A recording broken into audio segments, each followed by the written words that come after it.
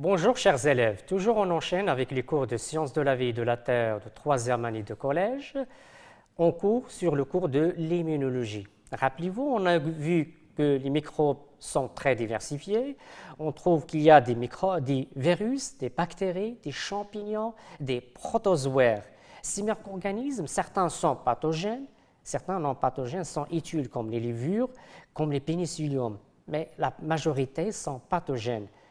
D'où provient cette pathogénicité? On a vu qu'il y a alors pouvoir à se multiplier, un grand pouvoir de multiplication, la formation ou la production des toxines, des substances toxiques, la formation et aussi la présence de capsules chez certains bactéries.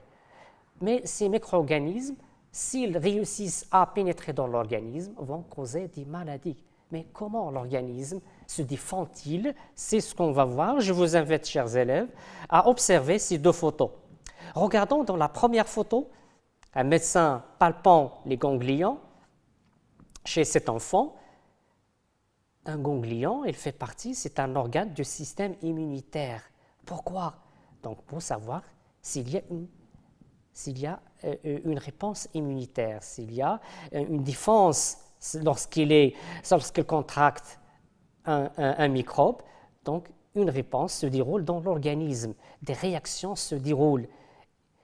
Regardons dans l'image à côté, protection contre la variole par l'inoculation. Donc la variole, c'est une maladie qui affecte l'organisme, par l'inoculation avec la vaccine. Donc c'est un vaccin produit par Edward Jenner. C'est un chercheur. C'était en 1749-1823. On s'interroge comment l'organisme arrive-t-il à se défendre contre ces agents pathogènes? Quelles sont les différentes réactions qui se développent pour limiter la multiplication des microbes dans l'organisme? Donc on pose la question, comment notre organisme se défend-il face à tous les micro-organismes qui nous entourent. On va commencer par l'immunité naturelle, les barrières naturelles. Quelles sont les différentes barrières? Donc l'organisme possède des barrières qui se posent à la pénétration des microbes. Quelles sont ces barrières? Elles sont de deux types. Regardons les barrières chimiques, les larmes, muqueuse nasale, salive, la sueur, pH C de 3,5, donc pH acide, c'est-à-dire il va s'opposer contre les microbes, il va détruire les microbes. Suc gastrique, le pH C de 1, il est à peu près de 1 à 1,5. Ici, on a l'existence de spermidine, donc au niveau, il y a ici des substances qui s'opposent aux micro-organismes chez l'homme. Ces sécrétions vaginales et aussi des sécrétions vaginales chez la femme. Toujours un pH acide qui se pose à la vie des microbes. À côté de ces barrières chimiques, on a aussi des barrières mécaniques comme la peau. Donc cette peau elle se pose à l'entrée des micro-organismes, à la pénétration, et les muqueuses qui tapissent les parois intérieures des voies à l'intérieur de l'organisme, les voies respiratoires. Et aussi, ce qu'on peut conclure ici, donc les barrières sont de deux types, barrières mécaniques, épiderme épaisse, muqueuse qui emprisonne les microbes, les mouvements des cils, et des barrières chimiques qui sont les sécrétions acides, la sueur et les larmes. Donc ce sont des molécules, ces substances acides qui détruisent les microbes. Toujours dans le cadre de l'immunité naturelle, on voit, chers élèves, ces barrières, s'il y a, sont lorsque la peau, par exemple, a subi une blessure, lors d'une blessure, qu'est-ce qu'on observe? Il y a des modifications au niveau de cette blessure, ce qu'on appelle une inflammation. Si on observe, on prélève une goutte au niveau de cette blessure, qu'est-ce qu'on observe? Donc, il y a un ensemble des globules blancs et il y a des bactéries. Donc, il y a une réponse ici. Ce sont des sont des cellules de grande taille et qui sont en contact avec ces micro-organismes. Donc ces grandes tailles, ces cellules de grande taille, évidemment, font partie du système immunitaire. C'est pour défendre, c'est pour entourer ces micro-organismes. Ce sont des soldats qui vont s'opposer à l'expansion de ces micro-organismes. Donc ils vont les avaler pour les internaliser à l'intérieur.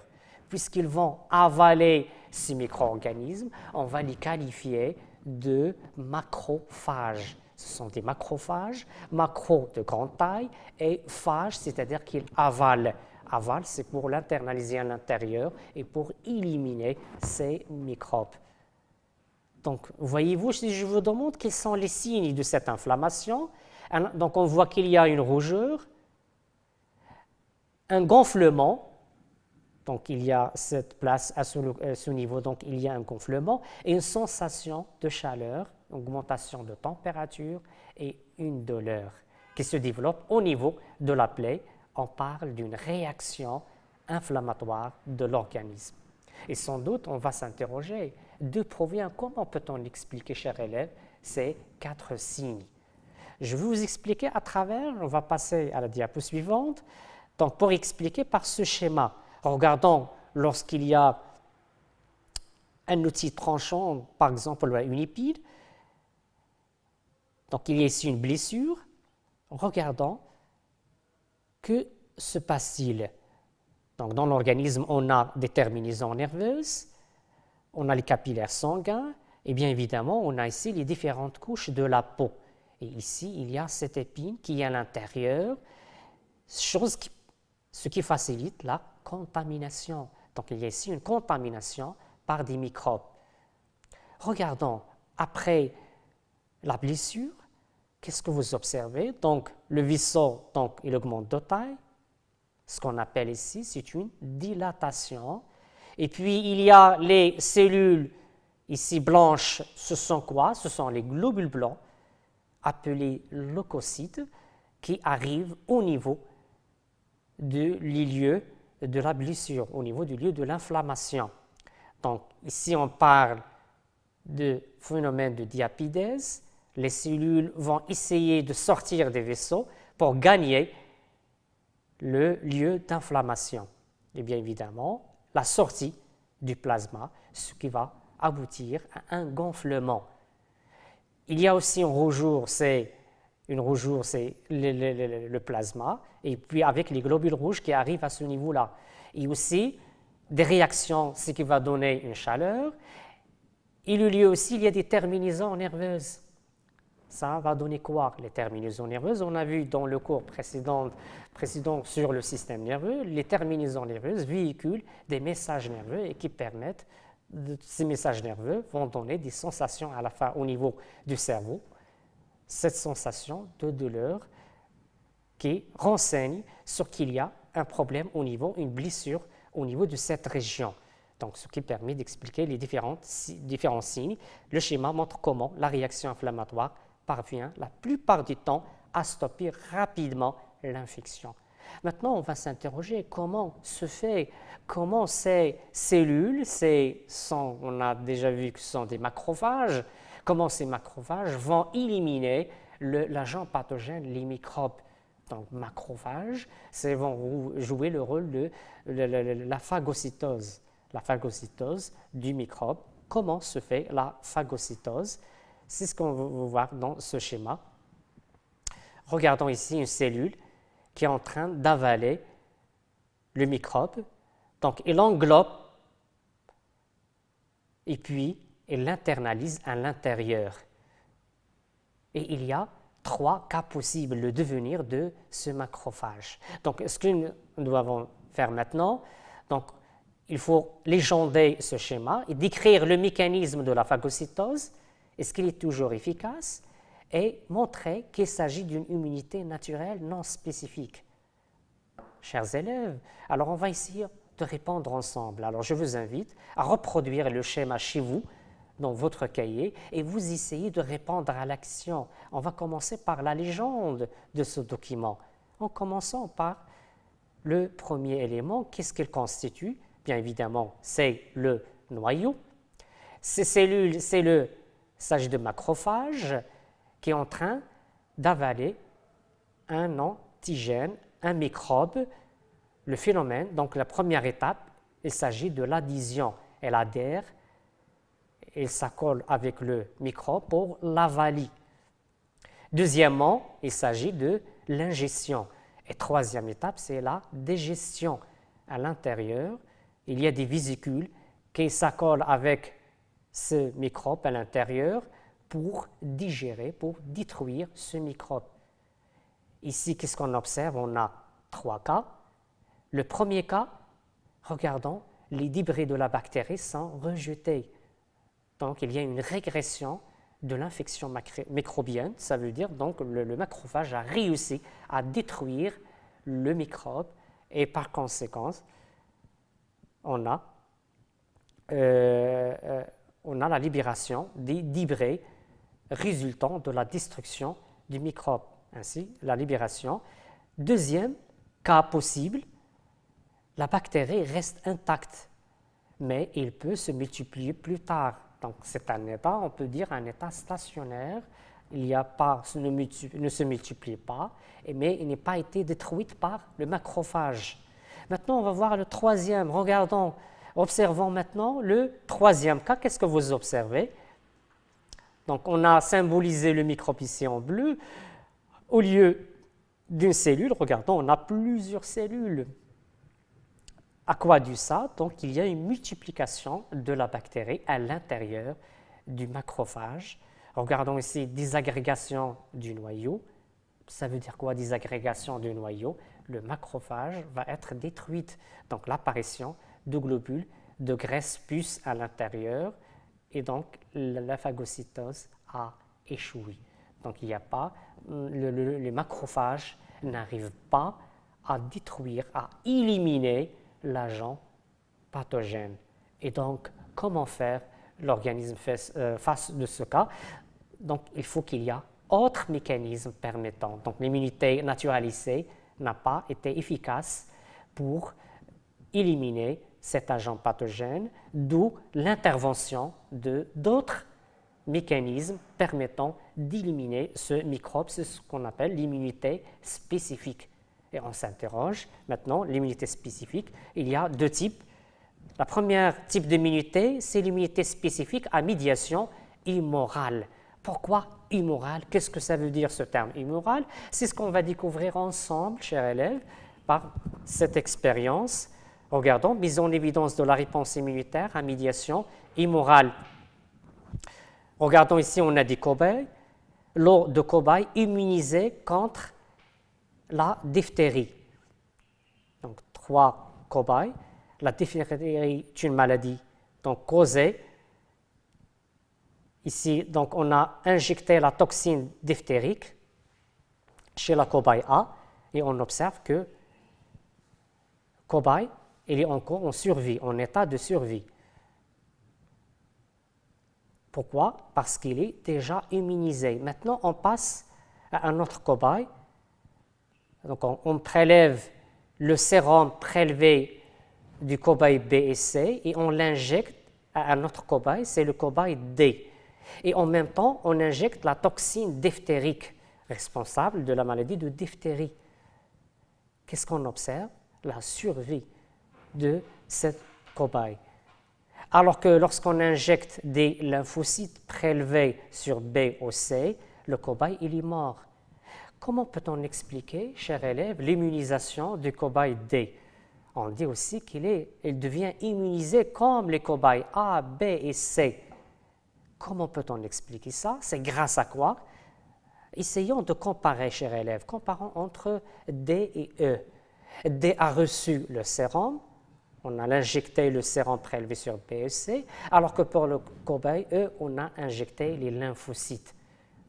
Donc l'injection de sérum a permis d'immuniser le cobaye D.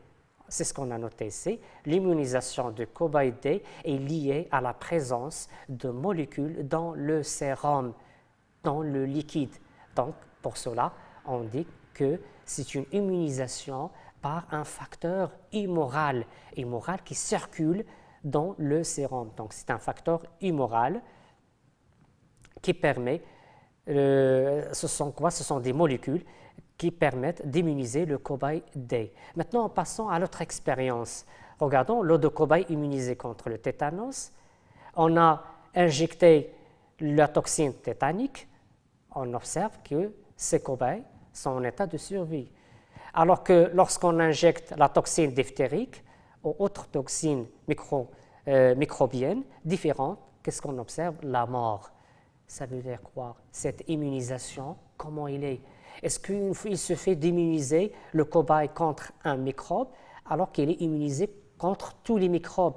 Bien évidemment non. C'est ce qui est montré par cette expérience. C'est une immunisation qui est spécifique. C'est une immunisation spécifique. Et dans le facteur ici, c'est un facteur humoral par des molécules qui circulent dans le sérum. Eh bien, sans doute, on va s'interroger quelles sont ces molécules, quelle est la structure de ces molécules et comment permettre l'immunisation contre cette maladie. C'est ce qu'on montre la diapo suivante. Regardons le document. Mécanisme de l'immunité humorale. Lorsqu'on purifie le liquide, on isole cette molécule que vous voyez en forme de Y. On appelle antigène, tout d'abord, le microbe, il s'agit d'antigène, une molécule qui est reconnue comme étrangère par l'organisme et qui déclenche une réaction de défense de sa part. Antigènes, ce sont des molécules portées par des microbes, virus, bactéries, non liées à des cellules, comme le cas, on a dit, des toxines. L'analyse maintenant du sérum des cobayes immunisés, qu'est-ce qu'il a révélé? La présence des molécules en forme de Y. La forme de Y avec des extrémités par lesquelles vont se fixer sur l'agent pathogène, sur le microbe. Donc, comment se présente la structure de ces molécules? L'analyse du sérum des cobayes immunisés a révélé la présence des molécules en forme de Y. L'extrémité des bras a une forme complémentaire d'un antigène donné. Et notez, s'il vous plaît, ça, et les complémentarités entre la forme de ces molécules et qui est responsable de l'immunisation et le microbe ou l'agent pathogène, d'où la spécificité de ces molécules. Ainsi, on va les appeler des anticorps. Ces anticorps peuvent se lier spécifiquement à un anticorps, on l'appelle anticorps, qui va se lier avec un antigène précis et forme alors un complexe anticorps-antigène. Quel est le mécanisme? On pose la question, quel est le mécanisme responsable de cette réaction immunitaire, donc assuré par l'intervention des anticorps? C'est ce que je résume ici. Une fois les lymphocytes B, il y a l'intervention des cellules appelées lymphocytes B. Lorsqu'il reconnaît l'antigène, il est activé. Une fois activé, il va se diviser, plusieurs divisions, et puis se différencier. On différencie en deux types de cellules. Il y a des cellules lymphocytes B qui vont se transformer pour donner des anticorps et des lymphocytes B mémoire. Ces lymphocytes B vont donner des LB sécréteurs appelés des plasmocytes. Et regardons, chers élèves, ils sécrètent des molécules qu'on les appelle des anticorps. Ces anticorps vont se fixer sur le microbe, sur l'atome, formant un complexe antigène-anticorps. Ça veut dire qu'ils vont neutraliser l'effet de ce microbe. Supposons qu'il s'agit de toxines, d'une substance toxine qui circule dans le sang. Bien évidemment, lorsqu'il se fixe sur cette toxine, il va empêcher sa fixation sur le cible, sur la cellule cible. Le cas qu'on a dit, l'exemple de la toxine de tétanos. La substance, la toxine sécrétée, il agit sur le système nerveux. Donc, s'il y a des anticorps, il y aura inhibition de l'effet de cette toxine. Ou c'est soit neutralisation, soit il va faciliter quoi? Regardons ici, il va faciliter la phagocytose par un macrophage. Donc jusqu'à ici, chers élèves, on va terminer et je vous laisse et à la prochaine séance. Et merci pour votre attention.